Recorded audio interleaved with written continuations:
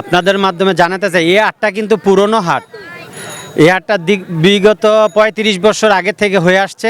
এই হাটটা হলো মেরাদিয়া, যেটা আমাদের ঐতিহ্যবাহী মেরাদিয়া হাট, বুধবারের হাট বলতাম আমরা, ওই হাটেরই এই গরুর হাটটা। মেরাদিয়া হাটের থেকে একটু সামনের দিকে আগালেই গ্রিন বনশ্রী, যেটাকে আমরা ছোটোবেলাতে মস্ত মাঝি হিসাবে চিনি, ওই জায়গায় হাটটা নতুন করে আমরা হস্তান্তর করা হয়েছে এই জায়গায়। আমরা এলাকাবাসীকে একটুকু বলতে চাই, এই হাটটা নতুন হাট না, এটা ৩৫ বছর আগের হাট, শুধু জায়গাটা চেঞ্জ হয়েছে। আর হাটের নিয়মতান্ত্রিকভাবে বিগত ৩৫ বছর যাবৎ যেইভাবে মানুষ সেবা পেয়েছে, ইনশাল্লাহ এই মস্তমাজি গ্রিন বনশ্রী হাটে আসলো সেই ধরনের সেবা পাবে। প্রশাসনিকভাবে আপনার বিশাল একটা সুবিধা এই জনগণ পাবে, এবং যারা হাটের পাইকার আছে তারাও পাবে। নিরাপত্তার দিক দিয়ে 100% নিরাপত্তা পাবে।